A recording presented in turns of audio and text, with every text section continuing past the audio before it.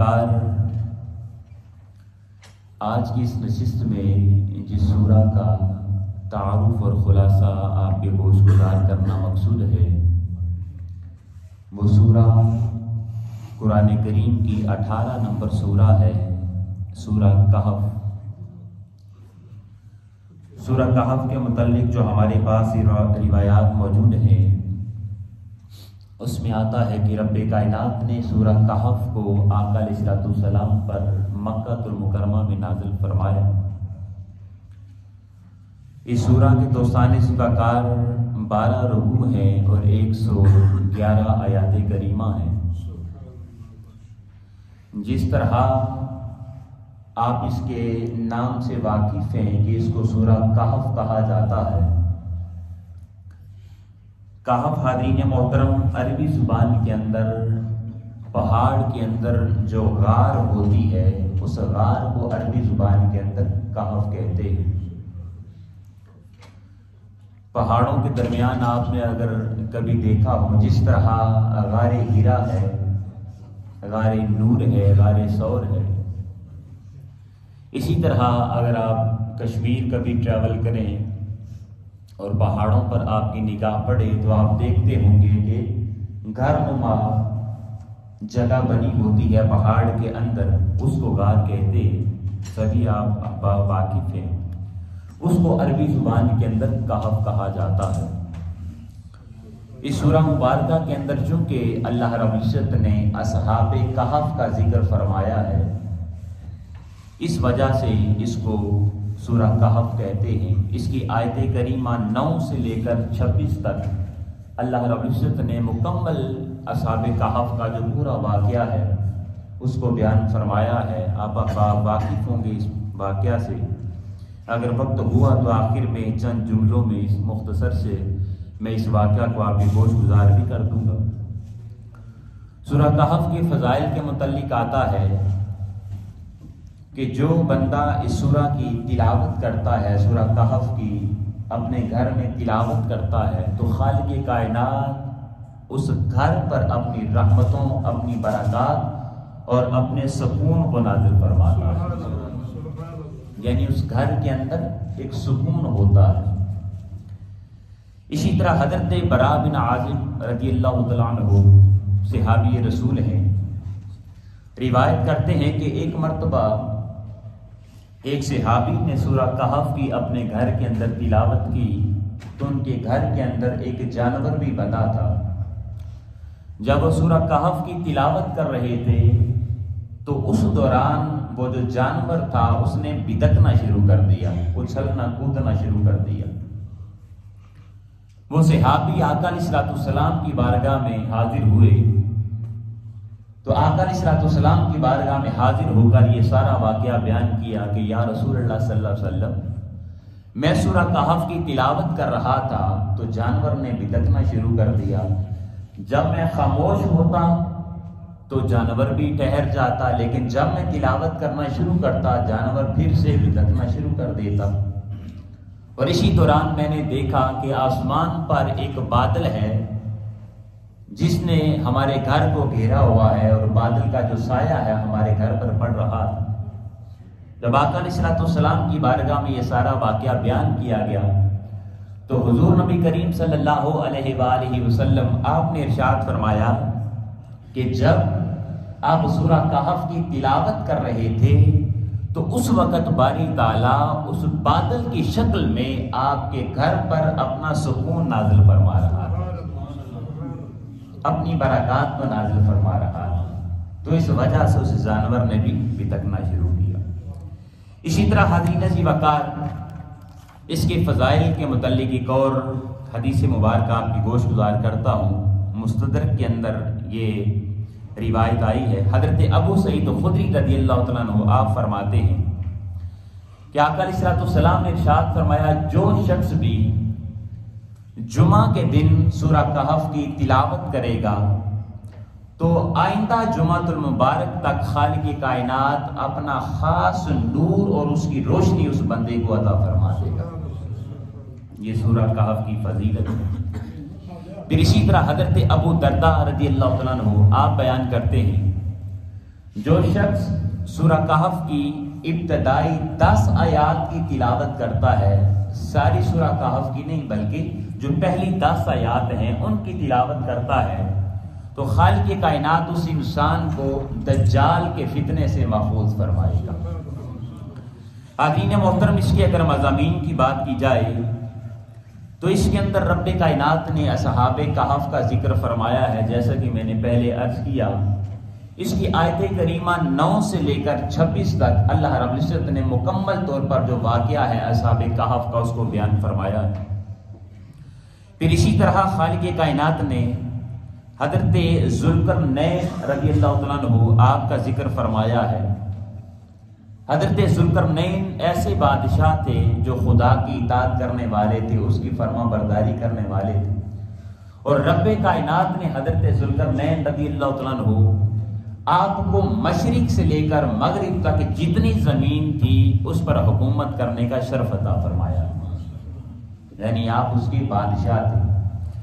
حاضرین محترم، حضرت ذوالقرنین اور اسی طرح ان کی قوم اور بادشاہ، اس کا تذکرہ ہے رب کائنات نے اس کی آیت کریمہ 83 سے لے کر 99 تک اس کو بیان فرمایا ہے۔ پھر اس کے چیدہ مضامین میں اور آپ کی گوش گزار کر دیتا ہوں۔ اگر اس سورہ مبارکہ کی ہم تلاوت کریں تو اس کی ابتدا کے اندر ہی رب کائنات نے قرآن کریم کے چند اوصاف بیان فرمائے ہیں، چند صفات کا ذکر فرمایا ہے۔ اس میں پہلی جو صفت اس قرآن کی بیان فرمائی ہے، رب نے فرمایا کہ میری ایک قرآن کی کتاب ایسی کتاب ہے جو ہمیشہ عدل کرنے والی ہے، جو عادل ہے۔ پھر فرمایا کہ قرآن میری ایسی کتاب ہے جو ہمیشہ انسان کو صراط مستقیم دکھلاتی ہے، سیدھا راہ دکھلاتی ہے۔ پھر اسی طرح رب کائنات نے قرآن کی ایک اور صفت بیان فرمایا کہ جو شخص مسلمان بن جاتا ہے، مومن بنتا ہے، کلمہ پڑھنے والا ہوتا ہے، تو یہ قرآن اور یہ کتاب اس مومن بندے کو ہمیشہ جنت کی خوشخبری سناتی رہتی ہے۔ اور پھر فرمایا کہ قرآن جو بندہ مومن نہیں ہوتا، کسی دوسرے مذہب سے تعلق رکھتا ہے، تو اس کو جہنم کے عذاب کی وحی سناتی رہتی ہے۔ پھر اسی طرح رب کائنات نے اس سورہ مبارکہ کے اندر تاجدار کائنات صلی اللہ علیہ وسلم جب کفار کو تبلیغ کرتے تھے اور کفار آقا علیہ السلام کی بات کو ایکسپٹ نہیں کرتے تھے، تسلیم نہیں کرتے تھے، تو حضور نبی کریم صلی اللہ علیہ وسلم تھوڑے غمزدہ ہو جاتے تھے، پریشان ہوتے تھے کہ میں کفار کو تبلیغ کرتا ہوں، ان کو اللہ رب العزت کی توحید کی طرف بلاتا ہوں، اپنی نبوت کی طرف بلاتا ہوں، لیکن کفار میری بات نہیں مانتے، بتوں کی پوجا کرتے ہیں، نہ تو خدا کی ذات کو مانتے ہیں اور نہ مجھے اللہ کا نبی تسلیم کرتے ہیں۔ تو آقا علیہ السلام بعض دفعہ غمگین ہو جاتے تھے، پریشان ہو جاتے تھے، تو رب کائنات نے بھی تسلی دی ہے، یا رسول اللہ صلی اللہ علیہ وسلم آپ کا کام فقط تبلیغ کرنا ہے، آپ کو ہم نے اپنا نبی بنا کر مبعوث کیا ہے، اپنا رسول بنا کر مبعوث کیا ہے، لہذا آپ کا کام فقط تبلیغ کرنا ہے، دعوت دینا ہے۔ اب جس کے دل کے اندر خالق کائنات نے ایمان کا نور داخل فرما دیا، گویا کہ وہ کلمہ پڑھ کر مسلمان ہو جائے گا، اور جس کے نصیب میں کلمہ پڑھنا نہیں ہے، آپ اس کو جتنی بھی دعوت دے لیں وہ آپ کی بات کو ایکسیپٹ نہیں کرے گا۔ تو آقا علیہ السلام کو تسلی دی گئی ہے۔ پھر اسی طرح حاضرین محترم، اللہ رب العزت نے ارشاد فرمایا کہ جو بندے ایمان لے آئیں، کلمہ پڑھ لیں اور ہمیشہ اعمال صالحہ بجا لائیں، تو رب کائنات نے ان لوگوں کو جنت کی بشارت دی ہے۔ اس کو بھی قرآن کریم کی اس سورہ مبارکہ کے اندر بیان فرمایا اور جنت کی چند صفات کو ذکر فرمایا ہے۔ ارشاد فرمایا اولئک لہم جنات عدن، ان لوگوں کے لیے ہمیشہ ہمیشہ کے لیے جنت ہے، اور جنت کے باغات ہوں گے کن لوگوں کے لیے؟ جو لوگ اللہ رب العزت کی ذات پر ایمان لانے والے اور آقا علیہ السلام کو اللہ کا نبی اور رسول ماننے والے ہیں۔ پھر رب کائنات نے جنت کی صفات ذکر فرمائی ہیں۔ کیا خوبصورت رب کائنات نے ذکر فرمایا اور تذکرہ فرمایا ہے جنت کا۔ فرمایا کہ جنت کے اندر باغات ہوں گے، پھر جنت کے اندر محلات ہوں گے، پھر محلات کے نیچے نہریں بہ رہی ہوں گی۔ جی کیا خوبصورت نقشہ رب کائنات نے جنت کا کھینچا ہے۔ اگر دنیا پر ہی تھوڑا سا اپنے ذہن کے اندر اس طرح کا کنسیپٹ لے کر آئیں، جی ہم جنت کہتے ہیں اپنے پاکستان کی کشمیر کو بھی، جی وہاں پر بھی بڑا خوبصورت نظارہ ہوتا ہے، خوبصورت گھر، پہاڑ، نہریں بہ رہی ہوتی ہیں۔ اگر آپ نے کبھی رات بسر کی ہو کسی ایسے ہوٹل پر کہ جس کے نیچے سے کوئی نہر گزر رہی ہو، جی یا دریا گزر رہا ہو، تو وہاں پر ایک اچھا منظر دیکھنے کو ملتا ہے یا نہیں ملتا؟ دل کو ایک سکون میسر آتا ہے۔ تو رب کائنات نے بھی ارشاد فرمایا کہ جو بندہ فقط میری خاطر اپنی زندگی بسر کرے گا اور زندگی بسر کر کے جنت میں آ جائے گا، ہم ایسے محل عطا کریں گے کہ جس کے نیچے سے نہریں بہ رہی ہوں گی۔ پھر آگے رب کائنات نے ارشاد فرمایا کہ جنت کے اندر ہم انسان کو سونے کے کنگن پہنائیں گے۔ دنیا پر تو انسان مرد پر سونا پہننا کیا ہے؟ حرام ہے، عورت کے لیے جائز ہے، لیکن مرد پر سونا پہننا حرام ہے، چاندی پہن سکتا ہے۔ لیکن جنت کے اندر رب کائنات نے ارشاد فرمایا کہ ہماری خاطر زندگی بسر کرنے والے کو ہم سونے کے کنگن پہنائیں گے۔ پھر ارشاد فرمایا کہ جو جنتی شخص ہوگا اس کو ہم ریشم کا اور سبز رنگ کا ایک لباس پہنائیں گے، اور پھر اسی طرح ان کے لیے پرتکلف تختے ہوں گے اور تختوں پر وہ تکیہ لگائی ہوں آرام کے ساتھ بیٹھے ہوں گے۔ حاضرین محترم، پھر اسی طرح سورہ کہف کے اندر رب کائنات نے ایک امیر آدمی کا تذکرہ فرمایا ہے جو تکبر کرنے والا ہے، غرور کرنے والا ہے، اور اسی طرح ایک غریب آدمی کا تذکرہ فرمایا ہے جو مسلمان ہے، کلمہ پڑھنے والا ہے۔ جو امیر ہے وہ کافر ہے اور تکبر کرتا ہے، اور جو غریب ہے وہ کلمہ پڑھنے والا ہے اور مومن ہے، خدا کی ذات کو ماننے والا ہے۔ جو تکبر شخص ہے اس کا واقعہ رب کائنات نے قرآن کے اندر بیان فرمایا ہے۔ ارشاد فرمایا کہ ہم نے اس کو 2 باغات عطا فرمائے۔ باغات کس کے؟ انگوروں کے باغات عطا فرمائے، اور باغات کے درمیان سے ایک نہر جاری تھی،